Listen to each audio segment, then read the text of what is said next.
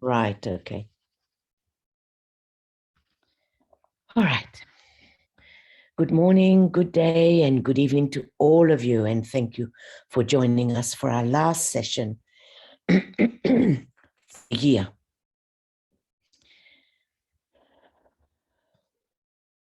So before we start, friends, let's do a very short visualization so that we can be within Master DK's study, at least in consciousness. So let's link up as a group by sending a ray of radiant light of love to the ajna of all of our group members.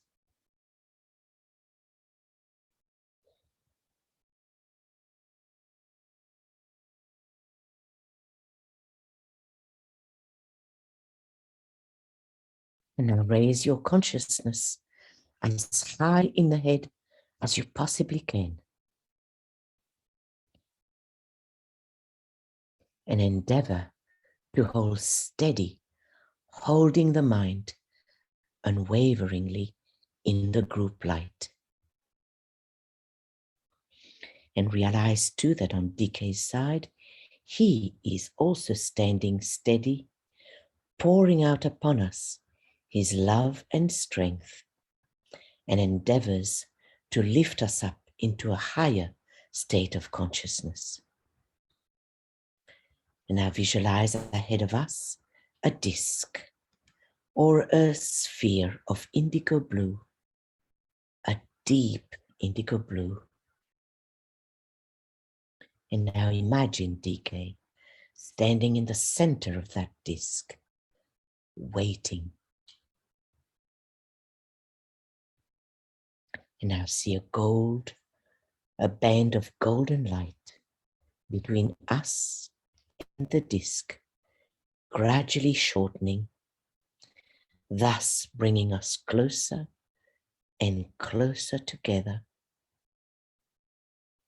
slowly and steadily, until we enter into the heart of the blue disc. And now let us sound a blue Om.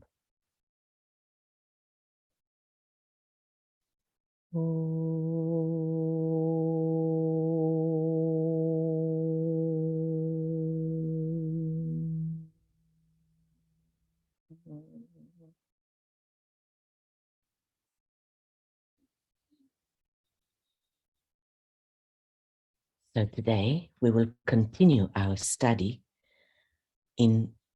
of the constitution of man. So we will be looking at the soul and the personality. And if you remember, 2 weeks ago, we studied the monad and the spiritual triad. So let's quickly revise what we did 2 weeks ago. So we've got several parts to our being. The first one, the monad, the pure spirit or the Father in heaven. And this aspect of ourselves was divided into 3: spiritual will, spiritual love and wisdom, and spiritual intelligence. And then the monad, to be able to function on the 3 lower planes than the monadic plane, took another body called the spiritual triad. And this was also divided into 3: spiritual will, spiritual love, spiritual intelligence, on each of these levels. And then on the higher mental plane, then we have the soul, again divided into 3 parts: will, love, and intelligence. And the soul as well now, to be able to function on these 5th, 6th, and 7th plane, takes on 3 other bodies: lower mind, astral body, and the physical, which is dense physical and etheric physical. So if we can remember that it's a bit like the babushka Russian dolls, which consists of 8 dolls of decreasing sizes placed one inside the other.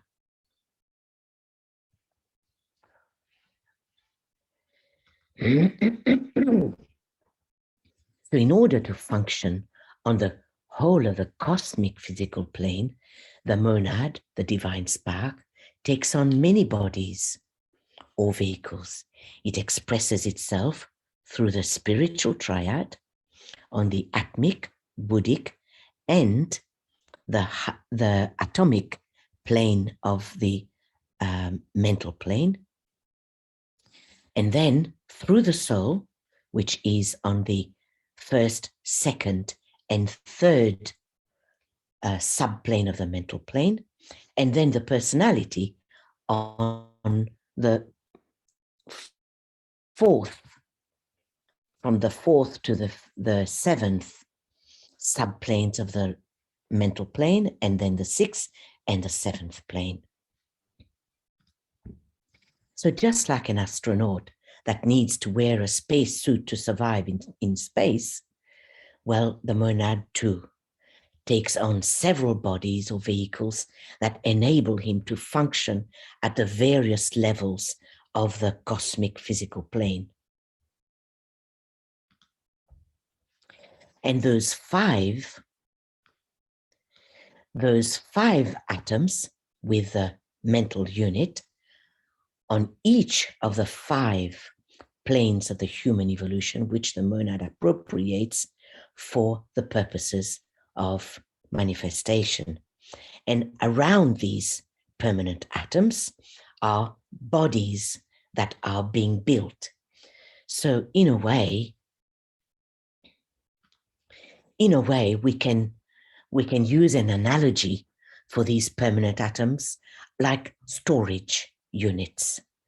Just like we organize different items in different cupboards for various purposes, you know, we need glasses, we need crockery, we need pots and pans.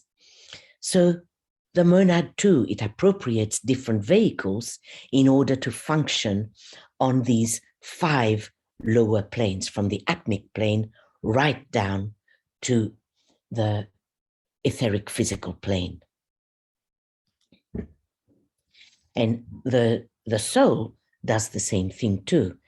It appropriates the mental unit, the astral permanent atom, and the physical permanent atom, which are again like storage for the soul. When it reincarnates, it gathers the material from these permanent atoms and manifests then on these lower planes. So for us, we are far more concerned with these 3 lower permanent atoms, the mental unit, the astral, and the physical permanent atom. We're not really concerned about the buddhic. We're not even there yet. So we will concern ourselves with these 3 lower permanent atoms. So then what are these permanent atoms? They are just focal points of manifestation on a particular plane. It serves as an anchor for a particular individual in any particular sphere. So for the monad, on these various planes. Excuse me. And this is true for 3 great groups of self-conscious lives: human beings, the planetary logoi, and the solar logos. So now let's concentrate on the egoic lotus, or the soul itself. So if you remember, the soul vehicle of man is also threefold: spiritual will, the Christ principle or Buddhi, and the higher mind or higher manas, as his organ of consciousness on the 3 lower planes.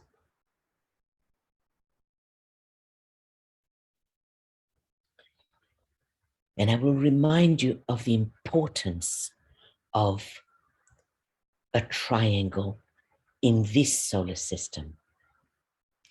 There is always 3 points. One, which is the emanating point, the positive, which is the spirit aspect or the first aspect of divinity. Then you have the negative point or the receptive point or the matter aspect or the third aspect of divinity. And the middle point between spirit and matter, which is the mediating point, the soul aspect or consciousness aspect, or the second aspect of divinity. So it's very important that we understand that in this particular solar system, every triangle is an expression of that fundamental energy, the emanating point, the spirit aspect, and 2 secondary forces, the second aspect of divinity and third. So the egoic lotus is made up of the 3 inner petals, which encloses a jewel, representing the first aspect of divinity. Then you have 9 petals, which symbolize the second aspect of divinity, love or consciousness. Then you have the 3 permanent atoms, mental unit, astral and physical permanent atom, which corresponds to the third aspect of divinity, or intelligence or activity and form. So let's have a look at them a little bit more closely. So this is the egoic lotus here, right? So right in the middle here, we have the jewel, which itself is broken up, or not, I wouldn't say broken up, because it is a synthetic unit. It is made up of the will to be, I'm sorry, Nicole. The screen is freeze in the 3 slide. I thought it was just only for myself, but everybody can only see the 3. Okay, so what do I do? 3. You have to move the slide. I have to move. Yes, I have to move. Because okay, the only one is the 3 one. The 3 slide. Right. The number 3 is freeze there. Oh, it's way. I'm seeing a black screen. Only black screen. So, okay, so what do I do now then? Resume share, maybe. Yes, how's that? Perfect. Thank you. Slide 7. Okay. Slide 7. Okay. So in other words, you didn't see any of these slides? Right. Oh, okay. All right. Sorry, guys. I'll start again. How about starting from here? Yeah? It's all right. It's important, this one. Okay. Yeah. Okay. All right. So,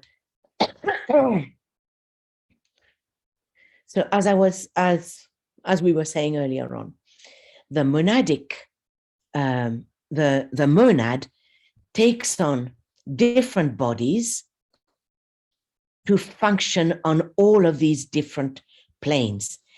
And how he does that, he gathers material from each of the permanent atom situated on the atomic, which is the first subplane. All right, the atmic permanent atom is placed on the first subplane, the Buddhic permanent atom on the first subplane, the Manasic permanent atom on the first subplane.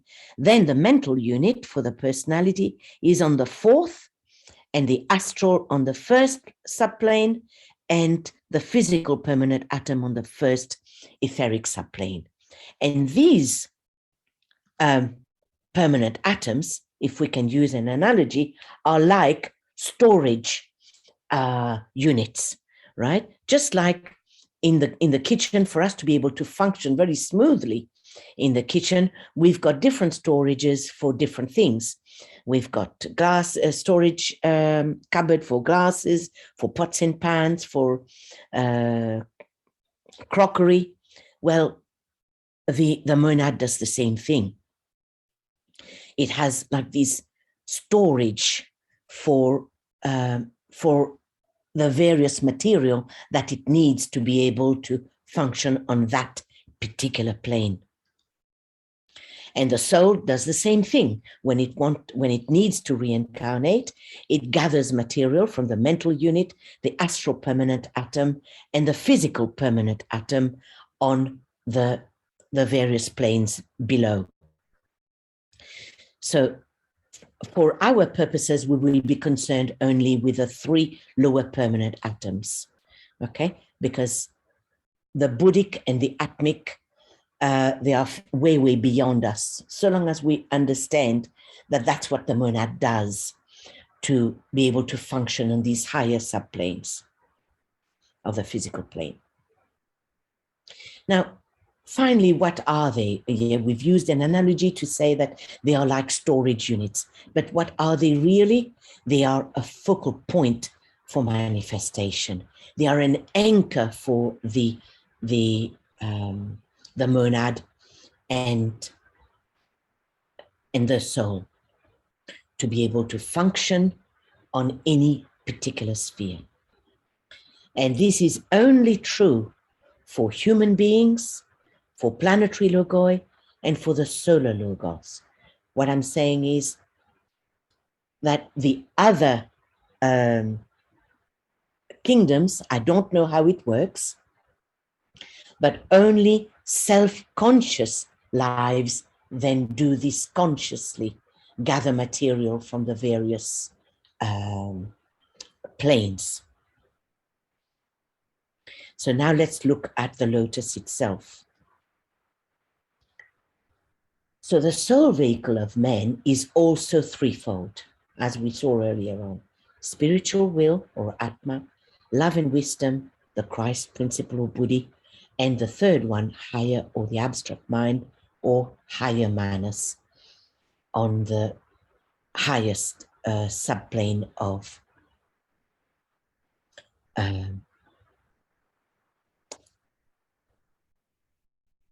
go back a minute. The soul is made up of 3 aspects: Atma, Buddhi, and higher manas. And it is the organ of consciousness on the 3 lower planes of the 5th mental plane, the 6th astral plane, and the 7th physical plane. Now, it's very important to keep this triplicity or trinity of manifestation in mind, because this is the fundamental method of manifestation in our solar system. There is always an emanating point, which is the positive or the spirit or the first aspect of divinity. And then we have the receptive point, which is the negative point or the matter aspect or the third aspect of divinity. And we have the middle principle, the middle point between spirit and matter, which is the mediating point, the soul or the consciousness, the second aspect of divinity. So every triangle is an expression of that fundamental energy of first aspect of divinity, and is made up also of the 2 secondary, which is second aspect, and the third aspect of divinity. So there are 3 divine aspects in the egoic lotus. The first aspect is represented in the 3 inner petals enclosing the jewel, and the 9 petals correspond to the second aspect of divinity, love and or consciousness, and the 3 permanent atoms correspond to the third aspect of divinity of intelligence, knowledge, or activity or form. So let's look a little bit more closely now at the anatomy of the soul. Let's break it up in various parts so that we can have a clearer understanding. So the egoic lotus is made up of these three inner petals and the jewel right in the middle. So if we look up here, so we can see that the jewel is also made up of, is a synthetic unit made up of the will to be, magnetic love, and active intelligence. And to protect the jewel, there are three petals that are also represent the will aspect, the love aspect, and the intelligence aspect. So these three petals enclose the jewel within. Then you have the three sets of petals. The will petals, again, they are made up of three. Will petal, will love petal, will knowledge petal. And then you have the three love petals. Again, they are made up of three types of petals. Love will petals, love petal, love knowledge petals. And then you have the outer tier, right? Which is made up again of three types of petals. Love, knowledge will petal, knowledge love petal, and knowledge petals. And then you have the third aspect, the three permanent atoms, and these are the mental unit, the astral permanent atom, and the physical permanent atom. So that threefold aspect is very, very important for us to understand. And it can be quite confusing at times too. So where is the soul located? I think we all know that it's located on the three higher subplanes of the mental plane. And this is the personality below here from the fourth subplane of the mental plane, and the astral, and then the etheric and physical. So what is soul energy? Let's have another closer look at that. What is the definition of soul? Soul is the Son of God. It's the product of the union of spirit and matter. If you remembered, we said it was the mediating point a few slides above. It's the embodiment of consciousness, the expression of divine intelligent awareness or consciousness. It is a unit of energy vibrating in unison with the 7 ray lives and colored by a particular ray light. What DK means by that is that each of us, we are like a little, what's the word that I'm looking for? Like a little speck, perhaps. A little speck of a ray life, whether it's a ray 1, ray 2, ray 3, right down to ray 7.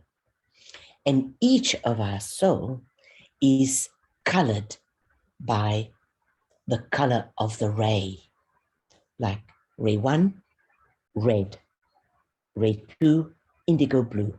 So in other words, if you were, let's say, for example, you're a ray 1 soul for argument's sake, then the color that will permeate your egoic lotus will be a tinge of red, whereas a third ray soul would have a tinge of green. So each ray has got a particular color, and that's what DK meant, that we vibrate in unison with one of those rays.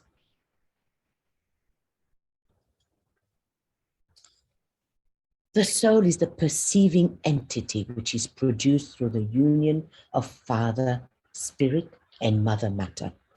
And if we can use an analogy here, the child is the product of the union of the mother and the father.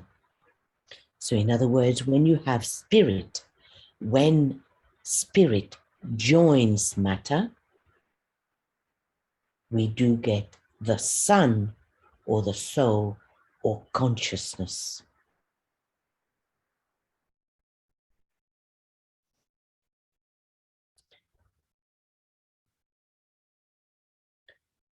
The soul is therefore the mediator between spirit and matter.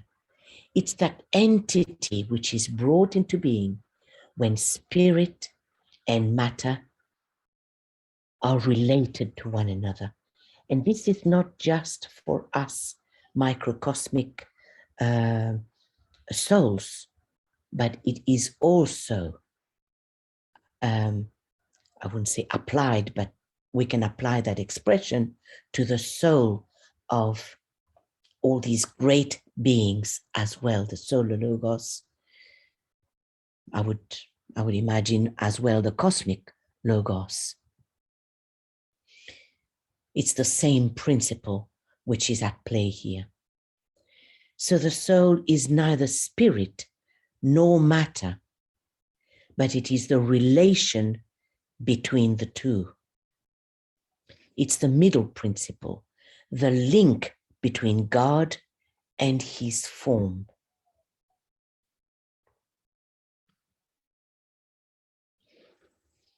The soul is also a body of consciousness, and that we have to remember that. It makes a lot of sense when we consider the soul as a body of consciousness, because often when I speak to people, they think that the soul is some entity out there, you know, no, it's not. It's part of us because we are consciousness. So when we think of the soul as a body of consciousness, then then we can identify with the soul a lot more easily than if we think of it as some entity out there. So the Agnishvatas are the inhabitants on the fifth mental plane. And in this solar system, they are one of the most important group of devas, because they are the builders of consciousness. Remembering that our second solar system, this solar system that we live in, the goal of that solar system is the building, the unfoldment of consciousness. So it's the Agnishvatas that are the builders of consciousness.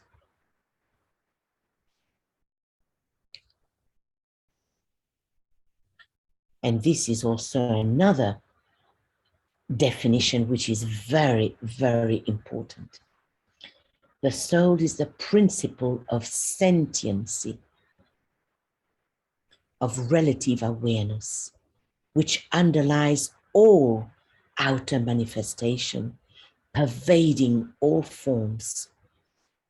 In other words, it constitutes the awareness of God himself.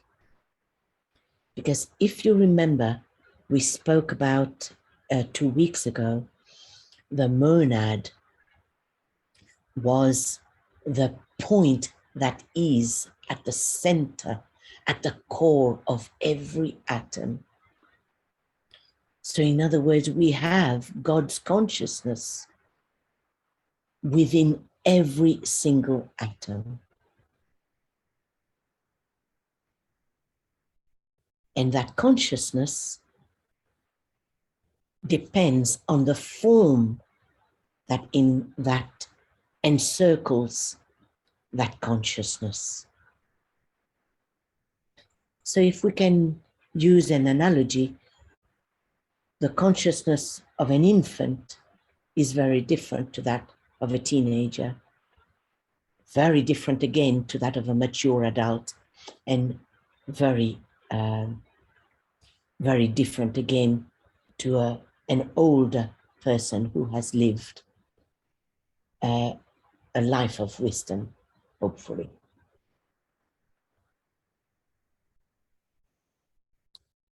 So that the soul is the principle of sentiency in the whole of the solar system, not just here in all the kingdoms on our planet Earth, but it is the principle of sentiency in all the planets of the solar system and of the solar system as a whole. In other words, the solar logos as well.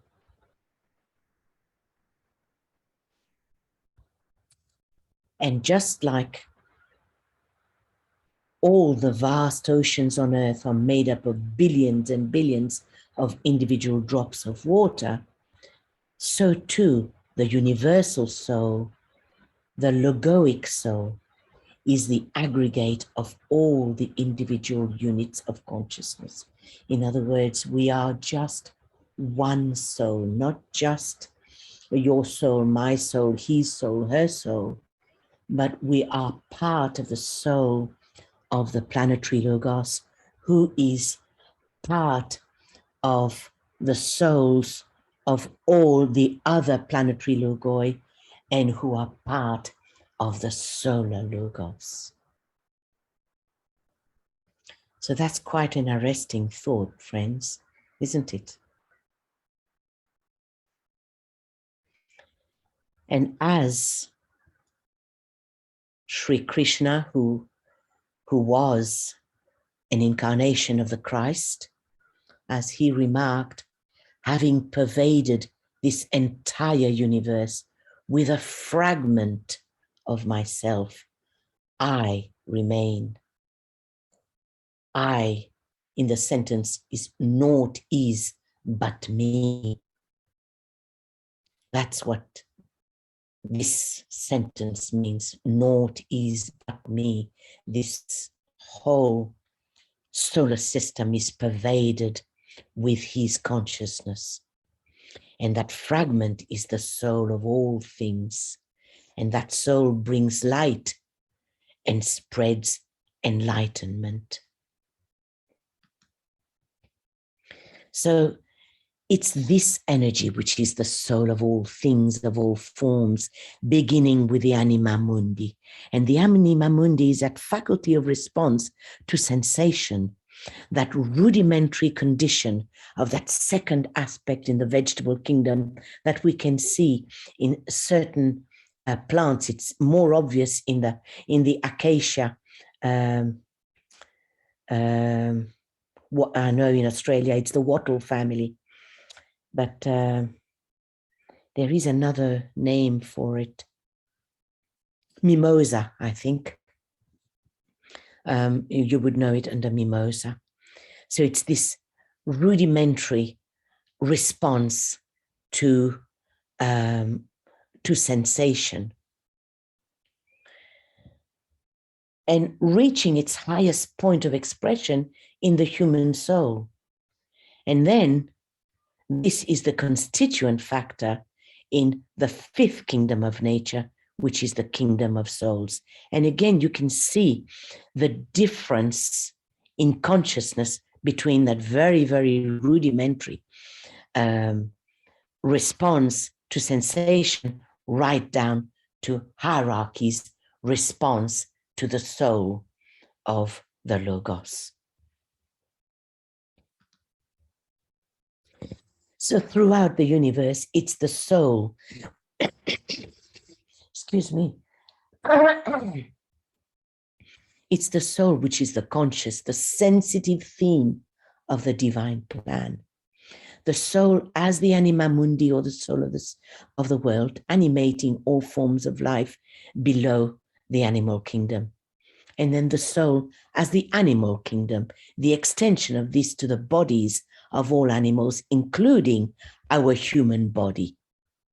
And then the human soul, a still further expansion of that same sensitive factor, but augmented or stimulated by the principle of self-awareness, plus the awareness of the divine soul.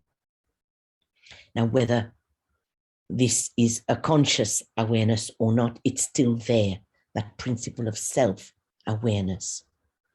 The soul then as the spiritual soul, the divine soul, on its own plane.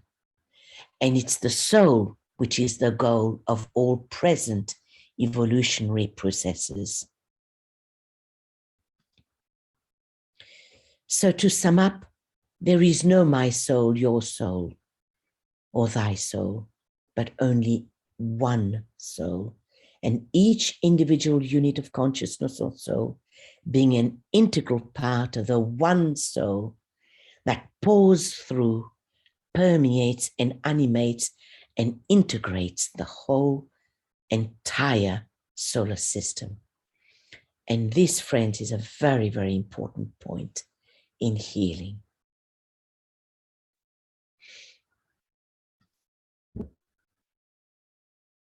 And it is the theme of relationship which is the basic pattern in the evolutionary process of unfoldment.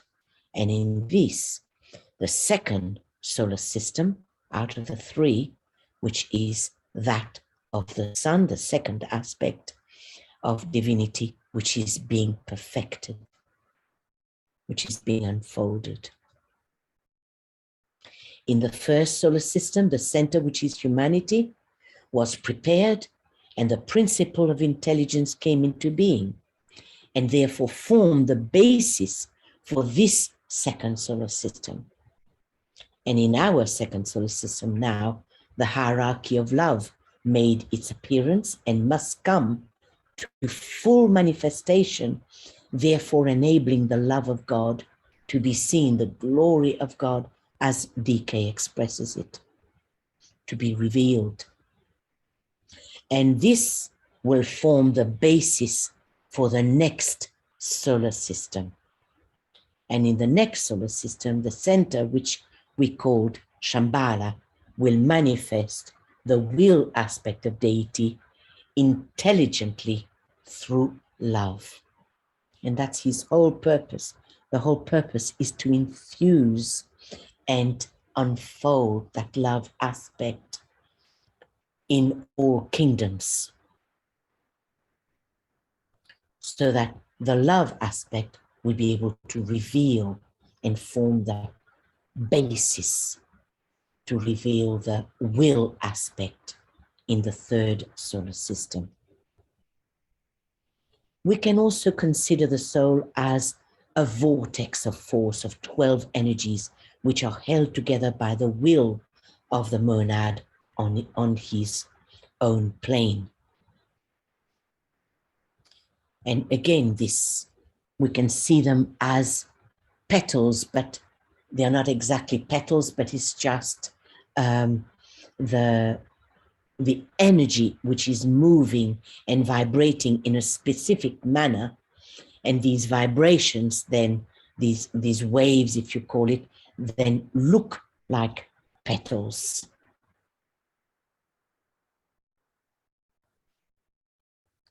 And the word petal is only symbolizing an expression of the force and its apparent effect in matter.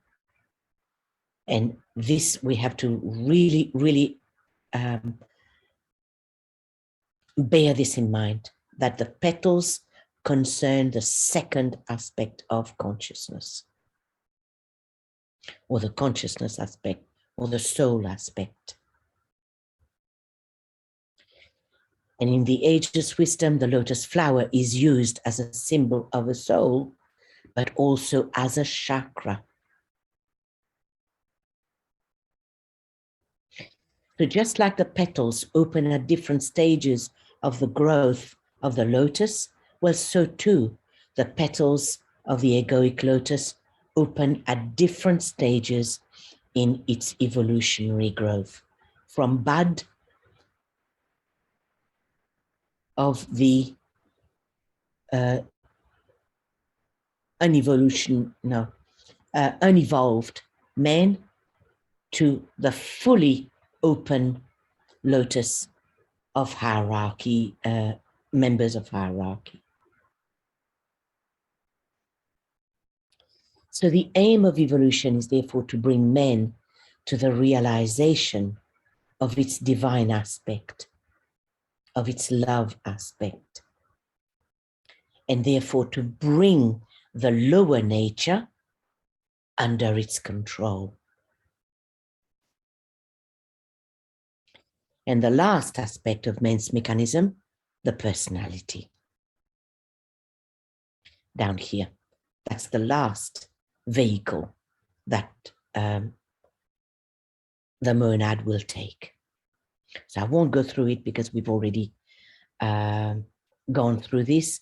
This is only for your review later on, for your own notes, to remind you. So the personality vehicle, as we saw earlier on, is also threefold. The lower mental body, the emotional body, and man's physical body, which is made up of its etheric and physical, which is basically one.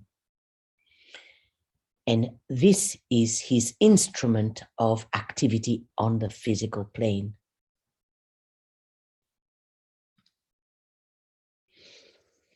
Let's start with a dense physical body first. It is also triple. It is made of the skin and the bony structure, the blood system, the vascular system, and the nervous system. And each of these triplicities corresponds to the three parts of man's nature: his physical nature, bone, skin, are the analogy to the dense and etheric body of man. Its soul nature is expressed through the blood vessel, the circulatory system, and is the analogy to the all-pervading soul, which penetrates to all parts of the solar system, just like blood goes to all parts of the system, nourishing and feeding every cell in the body. And then we have the spirit nature, which is represented by the nervous system, as it energizes and acts through the physical man. And this is the correspondence to our spirit nature.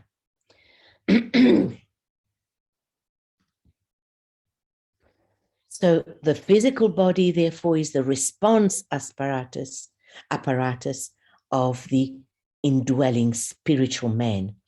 And it serves to put us, the spiritual entity inhabiting this body, en rapport with the response apparatus of the planetary logos.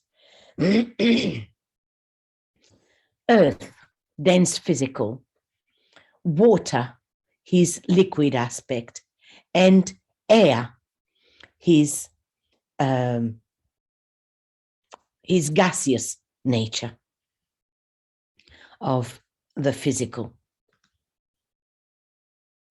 Then we have the etheric body, which vitalizes, energizes the physical body and integrates it into the energy body of the earth and of the solar system. And again, we can't say this is my etheric body, your etheric body. It is just one etheric body. It is a web of energy streams, of lines of force and light that penetrates and integrates the whole of the solar system. So that's what DK is saying here. It constitutes part of that vast network of energies which underlies all forms, whether great or small, whether it must microcosmic or macrocosmic. And this constant individual, human, planetary or solar, that circulation of life forces through the etheric bodies of all forms is the basis of manifested life, and therefore the expression of the essential non-separateness of all life. So just like we said, there is no my soul, your soul, thy soul, there is only one soul. Well, the same thing here. There is no my etheric body, your etheric body, his etheric body, but there is only one etheric body. And all the energies just penetrates and circulates through all the etheric bodies. So the functions then of the etheric body are also threefold: to energize the physical body, because without it, there is no life in the physical body. We will study all that when we get to the etheric body, which we will study in great depth. The second is to bring the development of self-consciousness in men.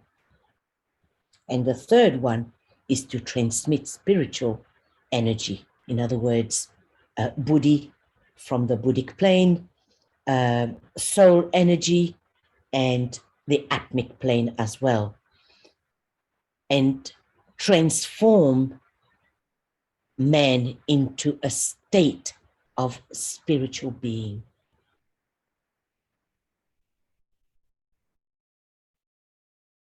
The astral body. The astral body is the effect of the interplay of desire or sentient response upon the self right at the center. And this resultant effect is experienced as emotion, pain, pleasure, and the other pairs of opposites that we are so familiar with. And our mental body is that mind stuff, the faculty of thought making, the thinking processes of men. But we have to remember, even though we've split them into different bodies, like physical body, etheric body, astral body, and the mental body, but we have to remember that it is one mechanism, right? Just like within our physical body, there's air and there's liquid that penetrates the whole of the physical body. Well, the same, the mental, the astral, and the etheric, they all interpenetrate in that one body.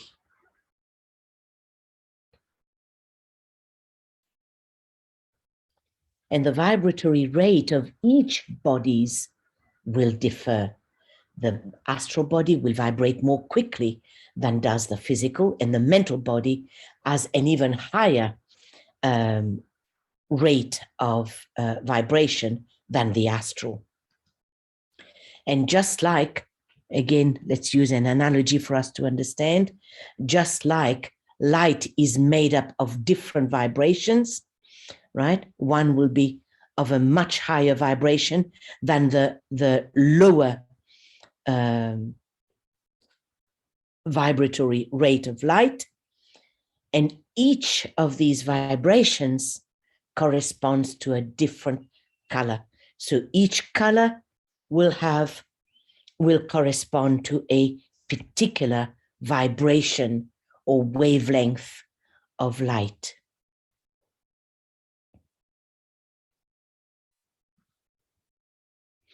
So the goal of men's bodies, the goal for the soul is to, the goal of evolution is to bring man to realize its divine nature. And the goal of the soul is to bring the lower nature, the personality, under its control. The goal for the mental body is that it should become a transmitter of the thoughts and wishes of the solar angel, and therefore should act as the agent of the spiritual triad at a later stage. And the goal for the astral body is that it should be the reflector in a similar way of the Buddhic impulses which reach our emotional body down here via the petals of the soul up there and via the astral permanent atom. So basically, the astral body is to be the reflector of the soul and of Buddhi, the love aspect. The goal of the aspirant is to transform his astral body from a restless, tumultuous sea of storm and passion into a sea of calm, a sea of glass, limpid, clear, almost like a mirror, that will accurately transmit the wishes, the desires, and the aspirations of the soul, and not that of the lower nature.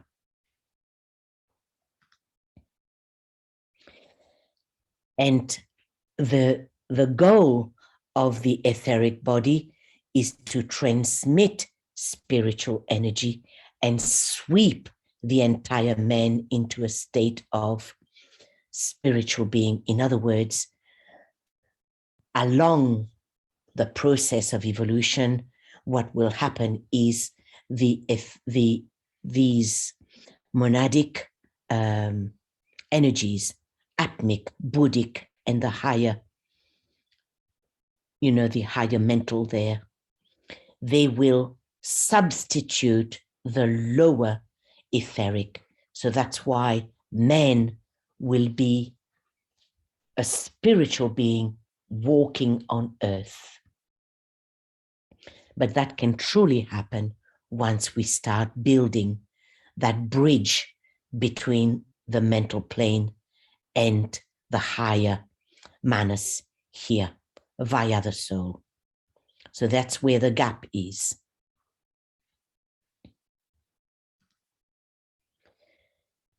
And the object of manifestation is the unfoldment of consciousness, the revelation of that second aspect of divinity of the soul.